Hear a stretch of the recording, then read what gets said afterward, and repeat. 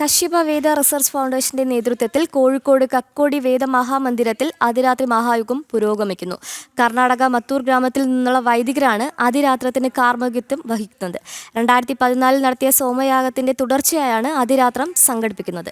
ഈ റിപ്പോർട്ടോടുകൂടി first edition പൂർണ്ണമാകുന്നു. ഇനി പുത്തൻപുലരിയിൽ VS കൃഷ്ണരാജും അശ്വതി കെ വാദക്കലും ചേരും. നമസ്തേ. ശ്രീ രാജേഷിന്റെ നേതൃത്വത്തിൽ കാശ്യപ വേദ റിസർച്ച് ഫൗണ്ടേഷന്റെ ആഭിമുഖ്യത്തിൽ കക്കോടി ഒറ്റത്തെങ്ങിലെ വേദമഹാമന്ദിരത്തിലെ അതിരാത്രത്തിൽ അതിപ്രാചീനമായ സൗത്രാമണി യാഗം ഇന്ന് നടക്കും. പുലർച്ചെ 4:30 മുതൽ രാത്രി 10 മണി വരെ ചടങ്ങുകൾ നീണ്ടു നിൽക്കും. 7 ഹവ്രയാഗങ്ങളിലൊന്നാണ് സൗത്രാമണി യാഗം.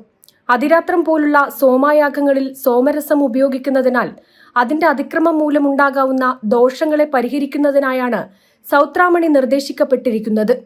നമ്മുടെ പ്രാചീനമായ ഭാരതത്തിലെ ഗണിതശാസ്ത്രവും അതേപോലെ ജ്യോതിശാസ്ത്രവും ശരീരശാസ്ത്രവും വികസിച്ചു വന്നതിന് കാരണം യഥാർത്ഥത്തിൽ യാഗമാണ്. അതിൽ അതിരാത്രത്തിനാണ് മുഖ്യമായിട്ടുള്ളത്. കാരണം ഈ അതിരാത്രത്തിൽ ഇവിടെ ഇഷ്ടികയായിട്ട് വെച്ചിരിക്കുന്ന 1000-ഓളം വരുന്ന ഇഷ്ടികകൾ ശാസ്ത്രത്തെയും അല്ലെങ്കിൽ ജ്യോതിശാസ്ത്രത്തെയും സൗരചാന്ദ്ര വർഷങ്ങളെയും അതേപോലെ ഗണിതശാസ്ത്രത്തെയും ശരീരത്തിലെ നാഡീ ഞരമ്പുകൾ അസ്ഥികൾ എന്നിവയെക്കുറിച്ചും ഒക്കെ പറയുന്നതാണ്.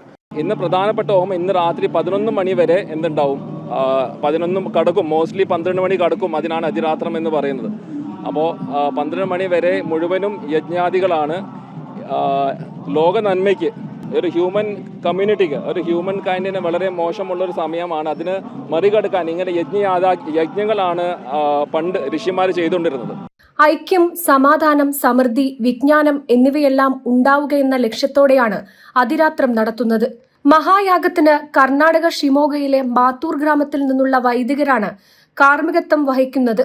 അതിരാത്രത്തോടനുബന്ധിച്ച് സംഘടിപ്പിച്ച പ്രാചീന ഭാരതത്തിലെ ജ്യോതിശാസ്ത്രം, ഗണിതം, ശരീരശാസ്ത്രം എന്നിവയെക്കുറിച്ചുള്ള പ്രദർശനം കാണാനും വിദ്യാർത്ഥികൾ ഉൾപ്പെടെ നിരവധി പേരാണ് എത്തുന്നത്. ജനം, കോഴിക്കോട്.